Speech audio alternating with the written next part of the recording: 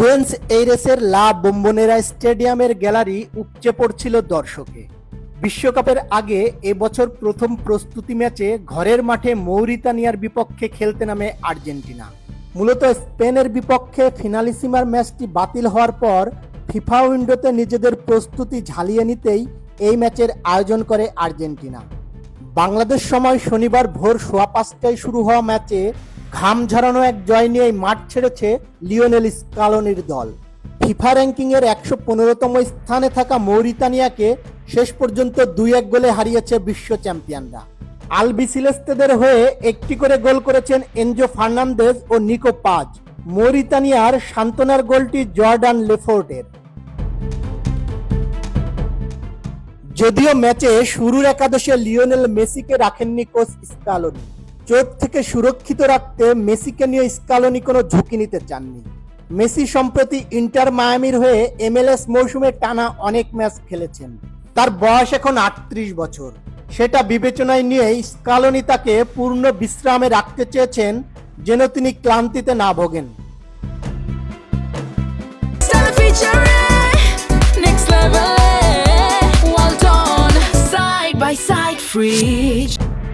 তাছাড়া বিশ্বকাপের প্রস্তুতির এই গুরুত্বপূর্ণ সময়ে মেসির ফিটনেস ঠিক রাখা আর্জেন্টিনার জন্য সবচেয়ে বড় অগ্রাধিকার।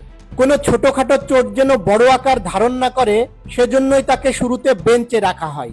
পাশাপাশি এই ম্যাচের মাধ্যমে স্কালোনি নতুন এবং তরুণ খেলোয়াড়দের যেমন নিকো পাজ, থিয়াগো আলমাদাদের জাতীয় দলে পরখ করে দেখার সুযোগ পেয়েছেন।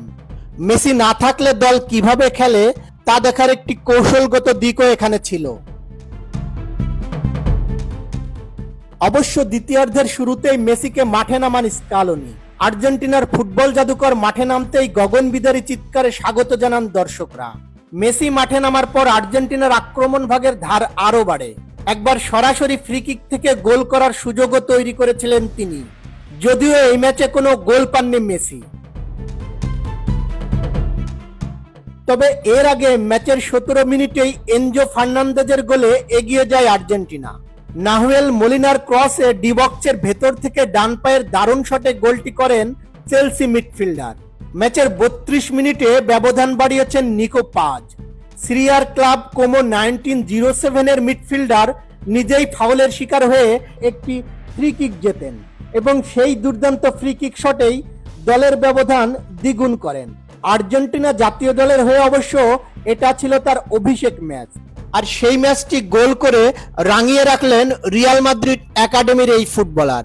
পুরো ম্যাচে 6 জনকে বদলি খেলিয়েছেন স্কালোনি, যদিও বদলি নেমে কেউ গোল করতে পারেননি, বরং শেষ বাঁশি বাজার খানিক আগে লেফোর্টের ডান পায়ের শটে ব্যবধান কমায় মৌরিতানিয়া।